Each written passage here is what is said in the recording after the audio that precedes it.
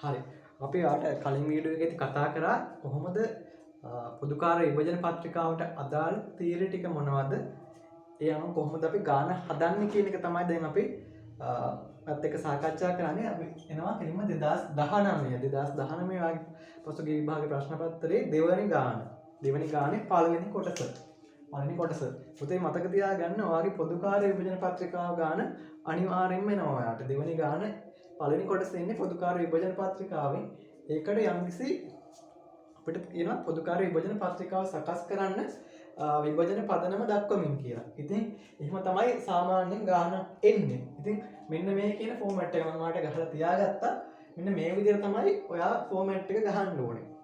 මුලින්ම එනවා විස්තරය, ඊළඟට එනවා විභජන පදනම. මොන පදනම මතද අපි මේ ටික බෙදා හරින්නේ. ඊළඟට පොදුකාර පිරිවැය ටිකේ එකතුව, මුළු එකතුව, ඊළඟට වෙන වෙනම අංශ ටික. දැන් මේ ගාන අනුව මෙහෙම තියෙන්නේ. සමහරවිට ගාන අනුව අංශ වෙනස් වෙන්න පුළුවන්. සාමාන්‍යයෙන් උපරිම අංශ 3ක් තමයි ඔයාගේ විභාගෙදී අපි පරීක්ෂාවට ලක් කරන්නේ. මේ මෙතන ගාන. දැන් අපි එන්න පාදෙන් ගාන දාන්නත් අරගෙන නැත්තම් පොඩ්ඩක් වීඩියෝ එක ස්ටොප් කරලා ඔයා ගන්න 2019 විභාග ප්‍රශ්න පත්‍රයේ දෙවනි ගානේ ආයන්න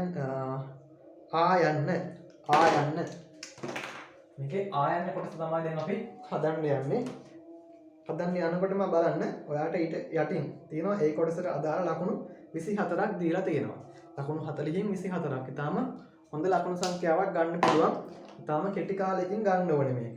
මේක ගන්න හදලා පුරුදු වුණාම ඔයාට අපහසුකම් තොරව මේක ළඟා කර ගන්න පුළුවන්. අපි බලමු මේක ගාන කොහොමද හදන්නේ කියලා. ගාන කියව ගන්න අපිට යම්කිසි විස්තරයක් කියලා තියෙනවා. එකලස් නිමවුම් හා ගබඩා කියලා දෙපාර්තමේන්තු තුනක් තියෙනවා. එකලස් නිමවුම් ගබඩා කියලා දෙපාර්තමේන්තු තුනක් තියෙනවා. විස්තරය යටතේ අපිට පිරිවැය ටිකක් දීලා තියෙනවා.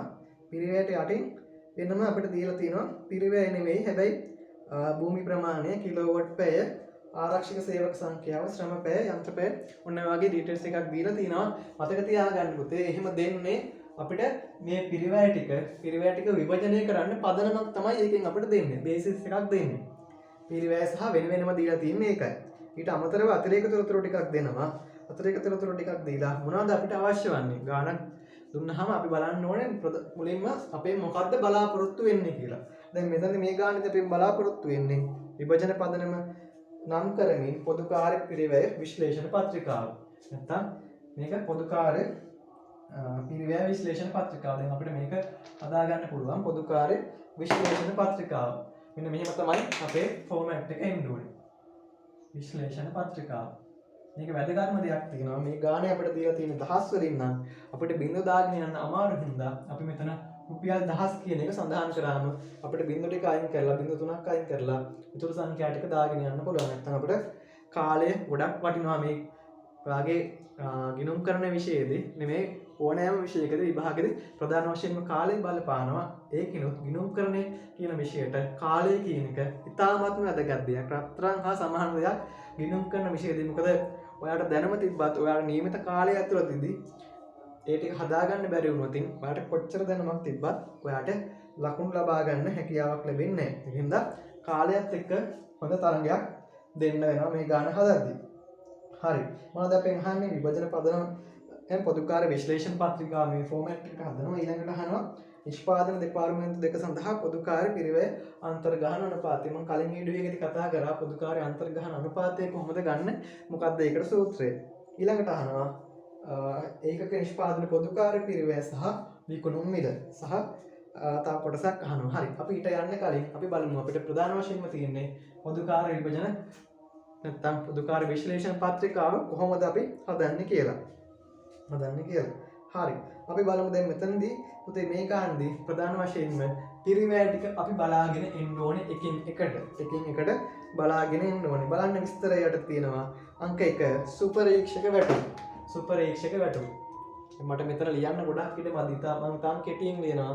ඔයා එක පැහැදිලිව ලියා ගන්න විස්තරයට සුපරීක්ෂක වැටුප්. ඔයාට දීලා තියෙනවා එකතුව 1690යි. මේකෙදි කිසිම කරදරයක් නැහැ. කිසිම කරදරයක් නැහැ. බලන්න සුපරීක්ෂ වැඩ ටිකක් දහස්වලින් තියෙන්නේ. අපි මෙතන දහස් දාලා තියෙන හින්දා ආයි මෙතෙන් ඒව සඳහන් කිරීමේ අවශ්‍යතාවයක් නැහැ. අපිට කිසිම කරදරයක් නැහැ. අපිට කෙලින්ම එක එක අංශ වල පිරිවැය දීලා තියෙනවා. එකලස් දෙපාර්තමේන්තුවේ 530යි, විමුක්ති දෙපාර්තමේන්තුවේ 730යි, ගබඩාවේ 430යි. කිසිම ප්‍රශ්නයක් නැහැ. එතකොට අපි මේක පදනම මොකද්ද? අපිට කෙලින්ම දීලා තියෙන නිසා ඍජු කියලා දාන්න පුළුවන්. අපිට මුකුත් කරන්න දෙයක් නැහැනේ. අපිට දීලා තියෙනවා. එහෙනම් ඍජු පදනම ඍජු මේක මේ අගයන් ටික දාගන්න විතරයි තියෙන්නේ. අපි පදනමක් ගත්තේ නැහැ. අපි නෙමෙයි මේක බෙදුවේ. අපිට කෙලින්ම දීලා තියෙනවා. ඒකින්ද ප්‍රශ්නයක් නැහැ. ඊළඟට අංක 2. අංක 2 කුලිය. අපේ මෙතෙන්දී වරදවා අටහා ගන්න එපා. කුලිය කියලා අදහස් කරන්නේ කුලිය කියන එක අපිට වැටුප කියන එකට ගන්නත් පුළුවන් නේද?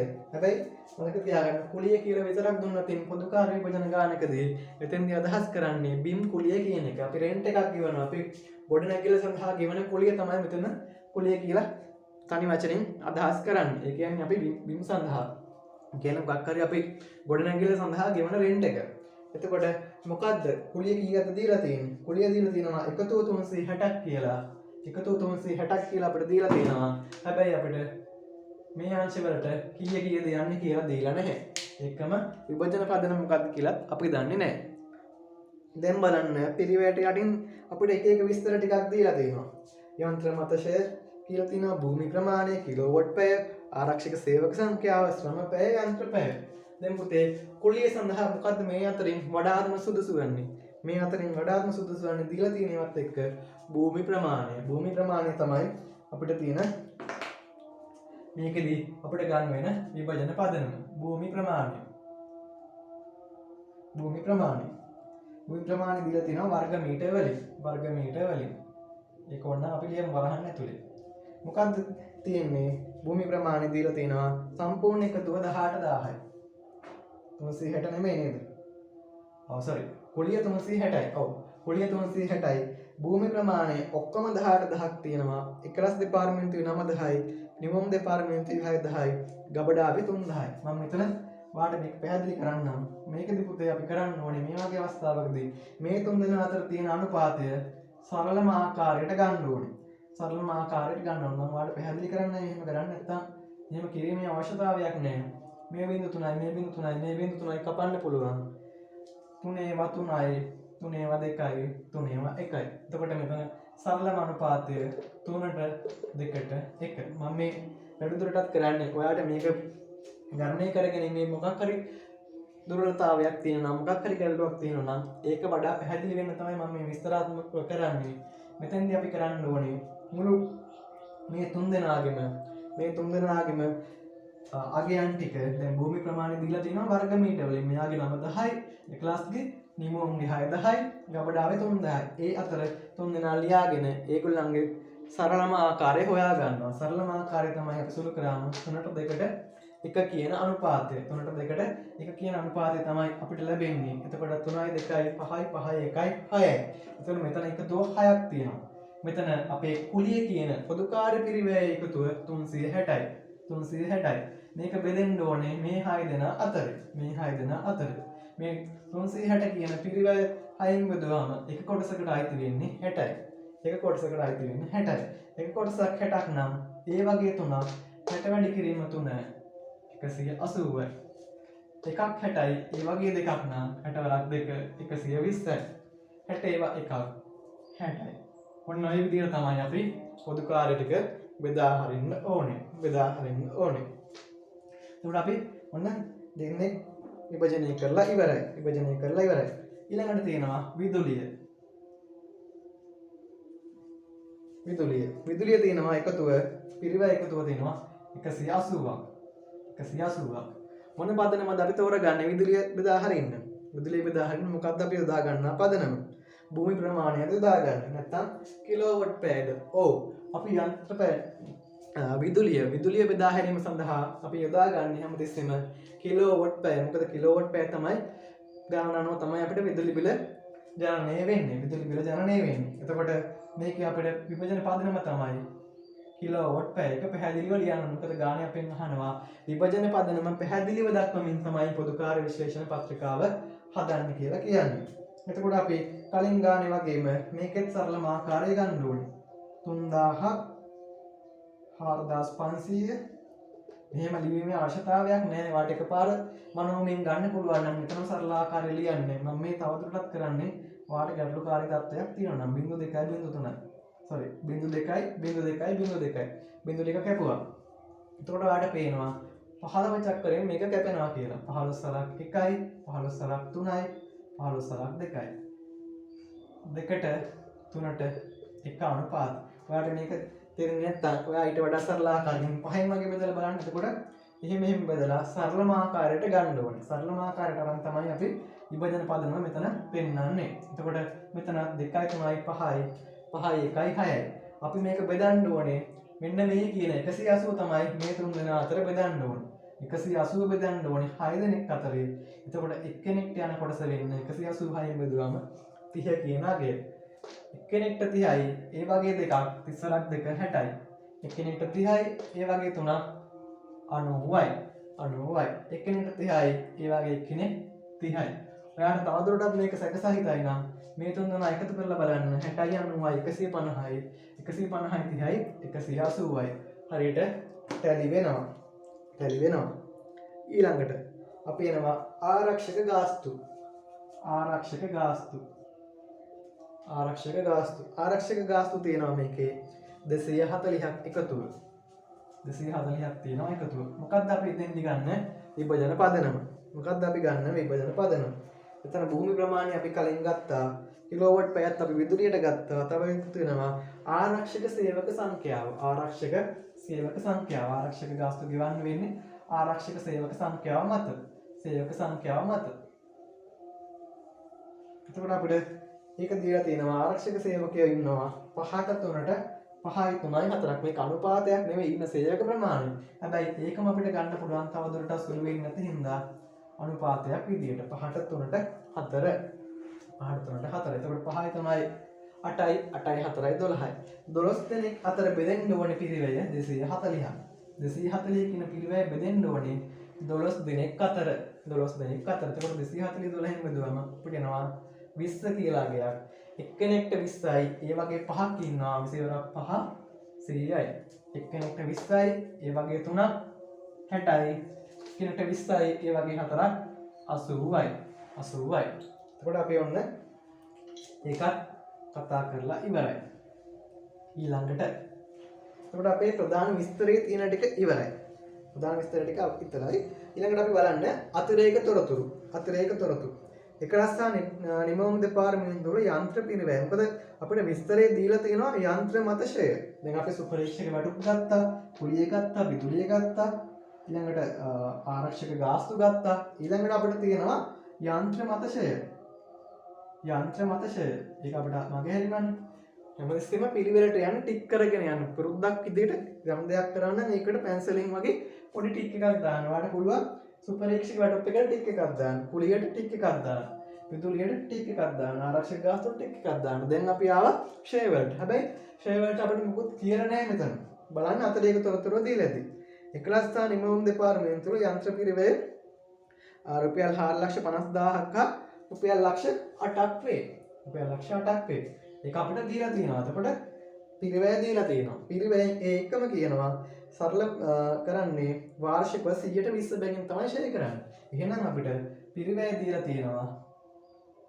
පිරිවැයෙන් අපිට දීලා තියෙන විභජන පදනම පිරිවැයෙන් 120ක්. පිරිවැයෙන් 120ක් තමයි අපිට මෙතෙන්දී විභජනය කරන්න කියන්නේ. එතකොට පිරිවැය දීලා තියෙනවා 11 දෙපාර්තමේන්තුවේ 11 දෙපාර්තමේන්තුවේ අපි දහස් වලින් කරන හින්දා 4,50,000න් 450 ගත්තම් ප්‍රමාණවත්. ඒකෙන් 120ක්. ඊට අමතරව නිමවුම් දෙපාර්තමේන්තුවේ පිරිවැය යන්ත්‍ර පිරිවැය ලක්ෂ 8යි. ඒකෙන් 120ක්. එතකොට 450න් 120ක් කියන්නේ ඔයා බලන්න කැලලකින් ගහුවාම ඒ පාට 90 කියලා උත්තරයක්. මෙතන දෙකෙන් වැඩි කරාම 90යි. ඔයා කැලලකින් ගහලා බලන්න. එතකොට ඔයාට මේ 450න් 120ක් කියන්නේ 90 කියන උත්තරය. ඊළඟට 800න් 120ක් කියලා කියන්නේ 160යි. එතකොට මේ දෙන්නගේ එකතුව. එතකොට ගබඩාවේ යන්ත්‍ර නැහැ. එතකොට අපි ඒකට ඉරක් ගහන්න ඕනේ. යන්ත්‍ර තියෙන්නේ නිමවුම් දෙපාර්තමේන්තුව වල විතරයි. සෝරි. නිෂ්පාදන දෙපාර්තමේන්තුව වල විතරයි. සේවා ගබඩා කියන්නේ සේවා දෙපාර්තමේන්තුවක්නේ. ඒකට එන්නේ නැහැ. එතකොට මේ දෙක එකතුව 250යි. 250යි. ඔන්න අපි දැන් පොදුකාර්ය පිරිවැය ටික අපි මේ පත්‍රිකාවට දාගෙන ඉවරයි. මේ පත්‍රිකාවට දාගෙන ඉවරයි. එතකොට බලන්න ඊළඟ එක. ඊළඟ අතිරේක තොරතුරු. ඊළඟ අතිරේක තොරතුරු බලන්න ඕනේ. දැන් මෙතන විභජන පත්‍රිකාව හැදුවට අපි ඔයාලට මතක ඇති මම පළවෙනි වීඩියෝ එකේ කතා කරා ගබඩාව නැත්තම් සේවා දෙපාර්තමේන්තුවේ පොදුකාර්ය පිරිවැය තියාගෙන හරියන්නේ නැහැ. ඒක නිෂ්පාදන අංශවලට බෙදා හරින්න ඕනේ. එතකොට අපිට මෙන්න මේ අපි දැනට ගත්ත ටිකට පුතේ මේ අපි දැනට මොකද්ද මේ කරේ? මම ඔයාලට වීඩියෝ එකේදී කතා කරා ප්‍රාථමික විභජනය කරලා ඉවරයි. මේ දක්වා අපි කරලා තියෙන්නේ මේ ප්‍රාථමික විභජනය. ඒ කියන්නේ පොදුකාර්ය පිරිවැය ටික නිමෝම් එකලස් නිමෝම් ගබඩා. ඒ කියන්නේ නිෂ්පාදන හා සේවා අංශ අතර බෙදා හැරීම. බෙදාහැරීමක් තමයි අපි මේ කරලා තියෙන්නේ. නිෂ්පාදන හා සේවා දෙපාර්තමේන්තුව අතර බෙදා හැරීමට අපි කියනවා ප්‍රාථමික විභජනය. දැන් අපිට පුළුවන් මේ ටික එකතු කරලා මේ වගේ එකතුව දාන්න ගබඩා අංශ කීයද? එක කීයද? ඒ වගේ. එතකොට ගබඩා අංශය අපිට එනවා 600ක්. ඊළඟට නිමවුම් දෙපාර්තමේන්තුවට සඳහා අපිට එනවා මේ ටික එකතු කරාම 1160 කියන උත්තරේ. ඊළඟට එකලස් දෙපාර්තමේන්තුවට අපිට මේ ටික එකතු කරාම එනවා 960 කියන උත්තරේ.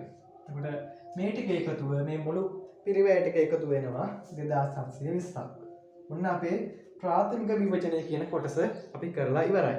ප්‍රාථමික විභජනය ඉවරයි. හැබැයි අපිට බෑ සේවා දෙපාර්තමේන්තුවක පිරිවැය තියාගන්න. ඒක අපි නිෂ්පාදන අංශවලට පවරන්න ඕනේ. ඒකට අපි කියනවා ද්විතීක විභජනය කියලා.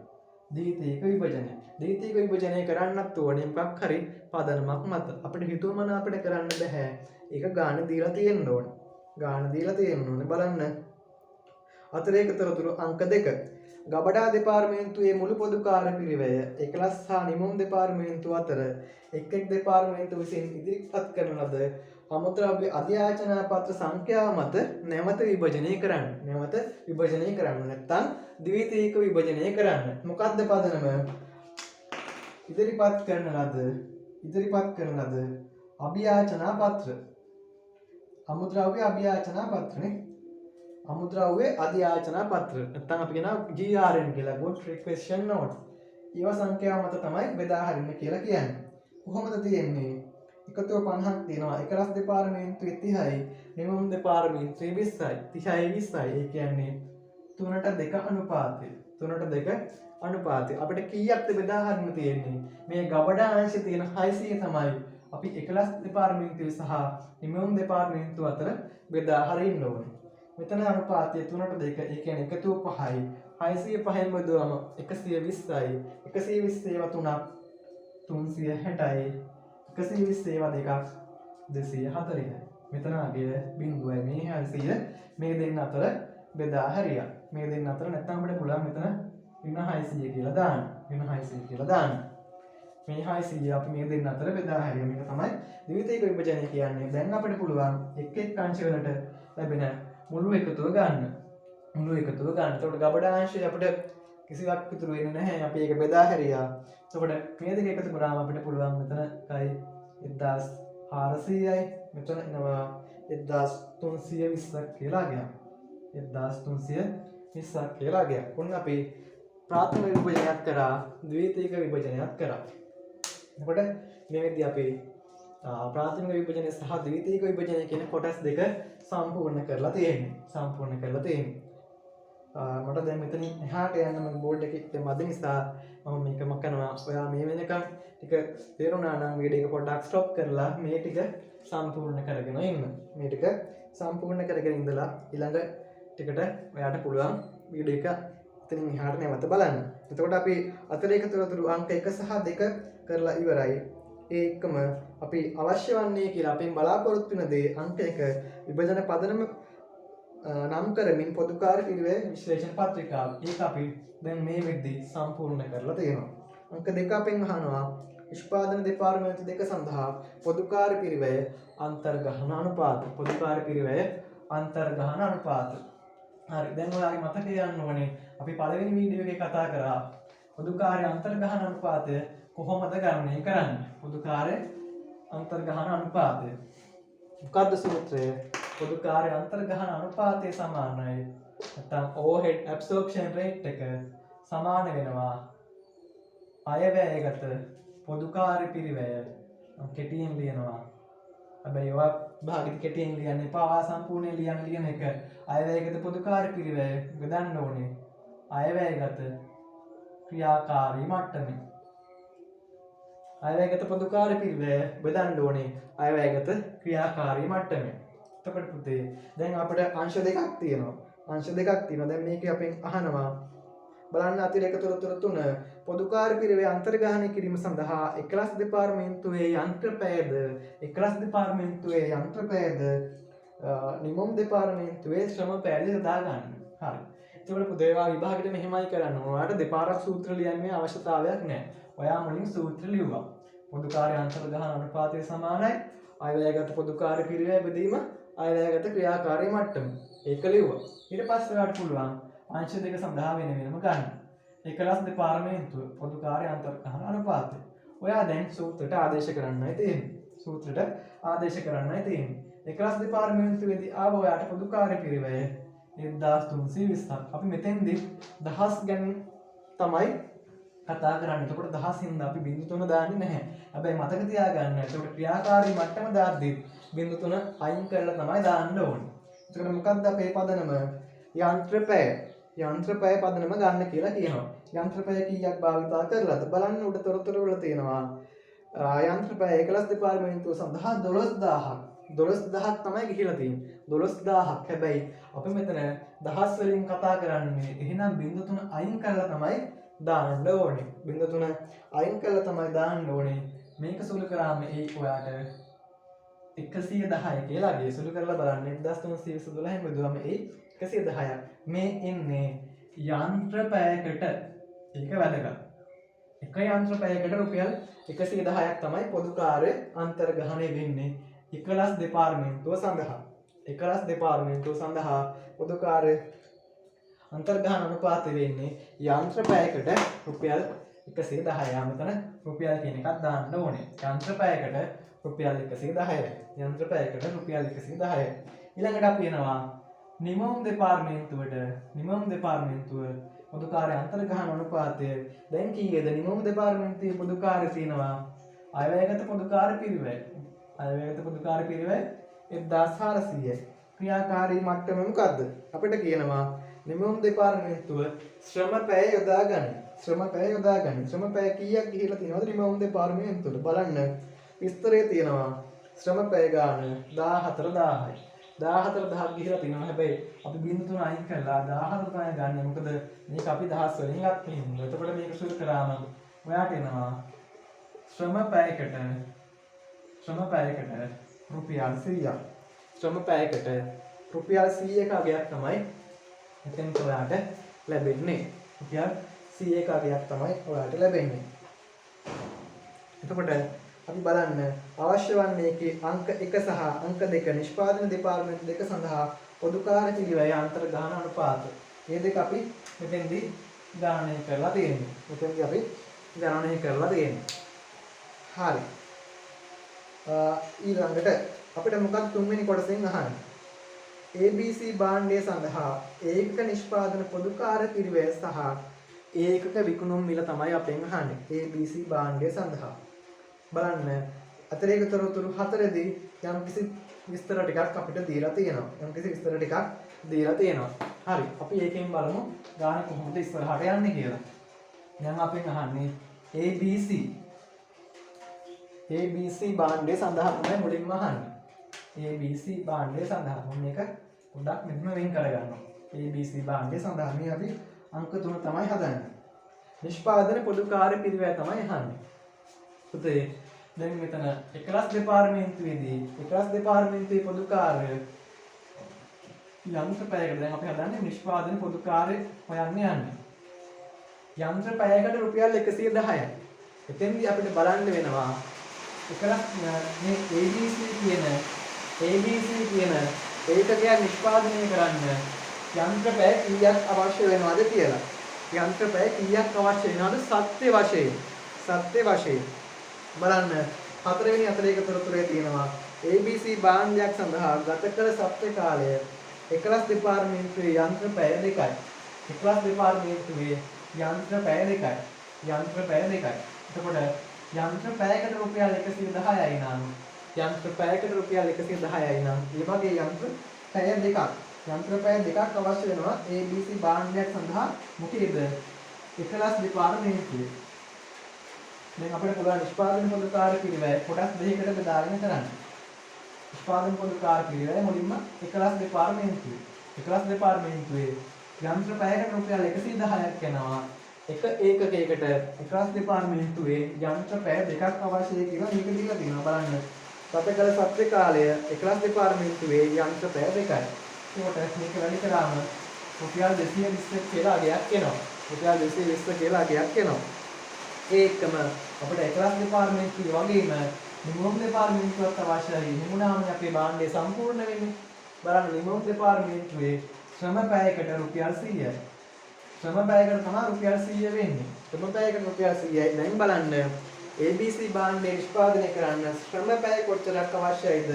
නිමෝම් දෙපාර්තමේන්තුවේ ශ්‍රම පැය 3ක් අවශ්‍යයි කියලා මේක දීලා තියෙනවා. ශ්‍රම පැයකට රුපියල් 100 නම් ශ්‍රම පැය 3ක් අවශ්‍යයි මේ භාණ්ඩය නිෂ්පාදනය සඳහා. එතකොට 100 වැඩි කිරීම 3 රුපියල් 300ක් අවශ්‍ය වෙනවා. එතකොට මෙතන 220යි මෙතන 300යි. ඒ අනුව නිෂ්පාදන පොදු කාර්ය ABC භාණ්ඩයේ මුළු නිෂ්පාදන පොදු කාර්ය පිළිවෙල මේ දෙක එකතුව රුපියල් 520යි. රුපියල් 520ක අගයක් වෙනවා.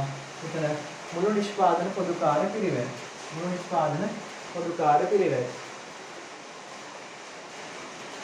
ඒ එක්කම අපෙන් අහනවා ඒකක විකුණුම් මිල. කොහොමද අපි ඒකක විකුණුම් මිල හොයන්නේ? බලන්න. හතරවෙනි අතරේක තොරතුරේ තියෙනවා මේ භාණ්ඩයෙන් අපි විකුණන්නේ පිරිවැය මත 120ක ලාභාන්තකයක් එකතු කරලා කියලා. පිරිවැය මත 120ක ලාභාන්තකයක් එකතු කරලා. හැබැයි මම ඔයාලට කිව්වා පිරිවැය කොහොමද හැදෙන්නේ? පිරිවැය හැදෙන්නේ මොකද්ද? ඍජු සහ වක්‍ර පිරිවැය. නැත්නම් අපි කියනවා ප්‍රාථමික පිරිවැය සහ පොදුකාර්ය පිරිවැය කියන දෙකේ එකතුව. ප්‍රාථමික පිරිවැය සහ පොදුකාර්ය කියන පිරිවැය කියන දෙකේම එකතුවෙන් තමයි අපේ මුළු පිරිවැය හැදෙන්නේ. එතකොට ප්‍රාථමික පිරිවැය අපි දන්නේ නැහැ. බලන්න ඒක අපෙන් ගන්න දීලා තියෙනවද කියලා. ඔව්. අපිට දීලා තියෙනවා. ප්‍රාථමික පිරිවැය ABC භාණ්ඩය සඳහා රුපියල් 380යි. පොදුකාර්ය පිරිවැය අපි ගණනය කරා 520යි. මේ අනුව ABC භාණ්ඩයේ මුළු පිරිවැය රුපියල් 900යි.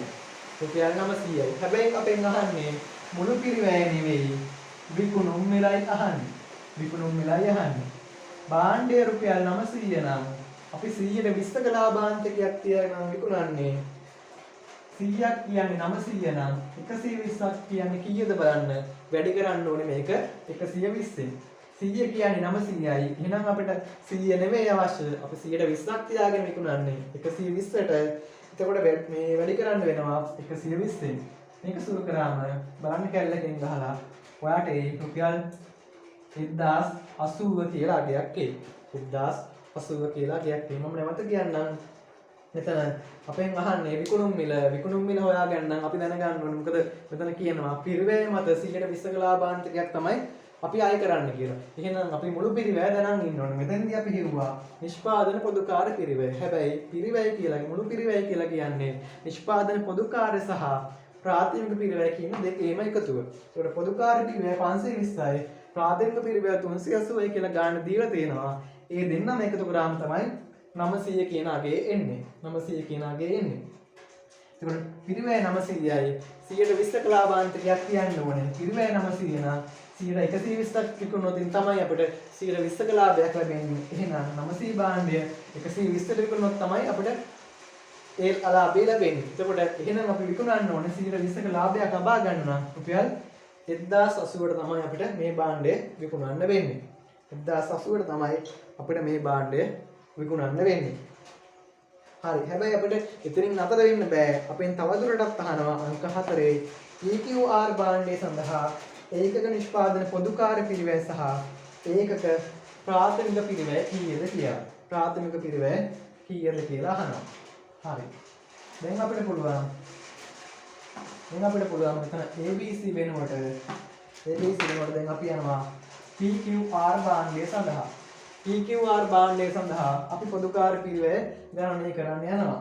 නිෂ්පාදන පොදු කාර්ය අපි එකලස් සහ නිමෝම් වෙනුවෙන් වෙන්වෙන්ව හදන්න වෙනවා. අපි දන්නවා එකලස් දෙපාර්තමේන්තුවේ පොදු කාර්ය අන්තර්ගහන අනුපාතය යන්ත්‍ර පැයකට 110යි නිමෝම් දෙපාර්තමේන්තුවේ ශ්‍රම පැයකට රුපියල් 100යි කියලා. එහෙනම් අපි බලන්න ඕන දැන් PQR භාණ්ඩය සඳහා යන්ත්‍ර පැය කොච්චරක් අවශ්‍යයිද? ශ්‍රම පැය කොච්චරක් අවශ්‍යයිද කියලා. දැන් මේ ගාන කියනවා PQR භාණ්ඩය සඳහා යන්ත්‍ර පැය අවශ්‍යයි 4ක්. එහෙනම් යන්ත්‍ර පැයකට රුපියල් 110 නම් යන්ත්‍ර පැය 4ක් අවශ්‍ය නම් මේක සුළු කරාම වෙනවා අපිට රුපියල් 440 කියලා ගියා.